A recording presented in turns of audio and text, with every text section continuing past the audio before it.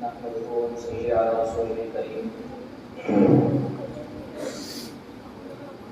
معزز علماء کرام اور عزیز طلباء اور بزرگوں، پروگرام کو آپ سبھی نے سنا ہے اور دیکھا بھی ہے.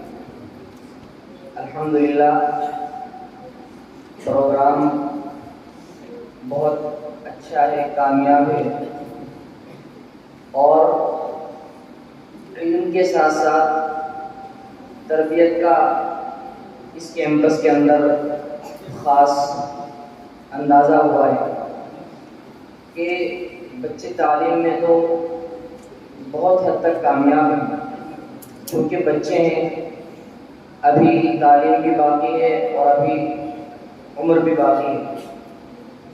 کچھ کمی جو مولانا عارف صاحب نے بھی اشارہ فرمایا ہے، کچھ کمی ہے، لیکن چونکہ ابھی پڑھنے کی عمر بہت باقی ہے، 2-3 سال 2 سال سب کے پاس تقریباً باقی ہے، تو امید ہے کہ انشاءاللہ اس عرصے میں وہ جو کمی ہے وہ پوری ہو جائے گی.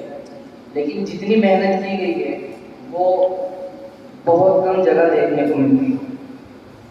اور ہم جو پڑھتے ہیں کہ اللہ تعالیٰ یہ فرماتے ہیں کہ قرآن کریم کو اللہ تعالیٰ نے قرآن کریم کے بارے میں فیصلہ کیا ہوا ہے کہ قرآن کریم ہمیشہ جیسا اللہ تعالیٰ نے اس کو نازل کیا تھا ایسا ہی رہے گا. تو اس مجلس میں بیٹھ کر اس بات کا یقین اور زیادہ بڑھ گیا کہ جب تک ایسے اساتذہ اور ایسے ذمہ داران اور ایسی کمیٹی کے لوگ اور ایسے والدین جن کو اس بات کی تڑپ ہے اور اس بات کی خواہش ہے اور اس بات کا ان کے اندر مادہ ہے کہ ہمیں اپنے بچوں کو قرآن کریم کی تعلیم دینی ہے، تو اس سے یقین میں اور اضافہ ہوا ہے کہ جب تک ایسے لوگ اس روئے زمین پر موجود رہیں گے تو انشاءاللہ تعالی یہ قرآن حرف بہ حرف، لفظ بہ لفظ اور اپنے انداز کے مطابق یہ محفوظ رہے گا. اور ہمارے جو یہ بچے ہیں جنہوں نے اتنا شاندار قرآن کریم پڑھا ہے، یہ اس کی مرتے دم تک حفاظت کریں گے. میرے محترم بزرگوں، اللہ کے رسول صلی اللہ علیہ وسلم کی ایک چھوٹی سی حدیث، اس کے متعلق 2-3 باتیں عرض کر کے میں اپنی بات کو مکمل کروں گا. اللہ کے رسول صلی اللہ علیہ وسلم جو ہم سب کے نبی ہیں، انہوں نے ایک چھوٹی سی حدیث ارشاد فرمائی. اور اللہ کے نبی صلی اللہ علیہ وسلم کے بارے میں ہم سب جانتے ہیں کہ اللہ کے نبی جب تک کوئی بات ارشاد نہیں فرماتے تھے جب تک اللہ تعالیٰ کی طرف سے ان کے دل میں وہ بات ڈالی نہیں جاتی. تو اس نبی نے ایک بات ارشاد فرمائی. کس نبی نے؟ جس نبی کی گارنٹی اللہ تعالیٰ نے قرآن کریم میں دی کہ جب تک وہ کوئی بات نہیں فرماتے جب تک ان کے دل میں وہ بات ڈالی نہ جائے. ان هو الا وحی یوحی. تو اس نبی نے ارشاد فرمایا خیرکم من تعلم القرآن وعلمہ، کہ اس روئے زمین کے اوپر سب سے اچھا آدمی کون ہے؟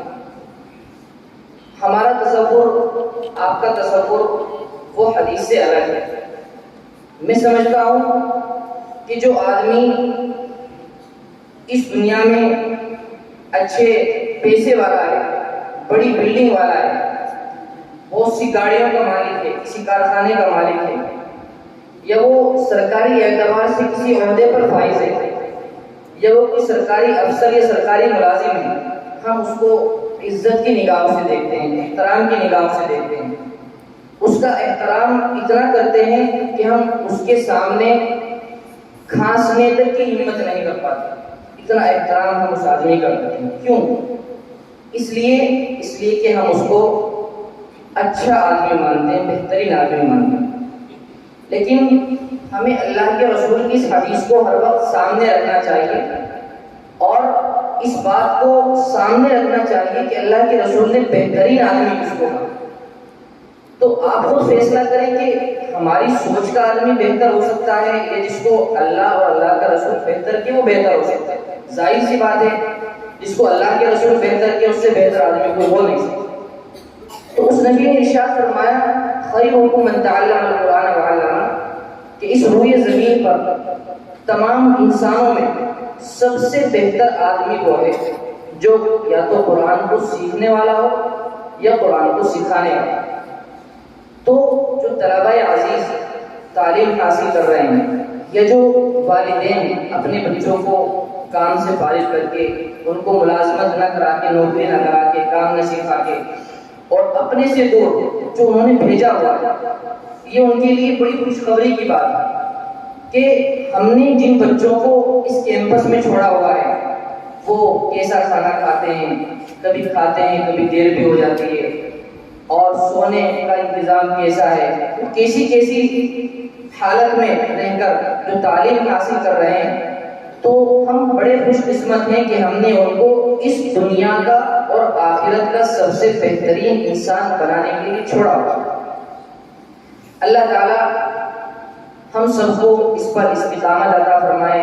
جو بچے قرآن کی تعلیم سے دور ہیں اللہ تعالیٰ ان کو قرآن کا شوق، قرآن کی رغبت ان کے دل میں پیدا فرمائے، اور ان سب طلباء کے والدین کو خوب خوب جزائے خیر عطا فرمائیں.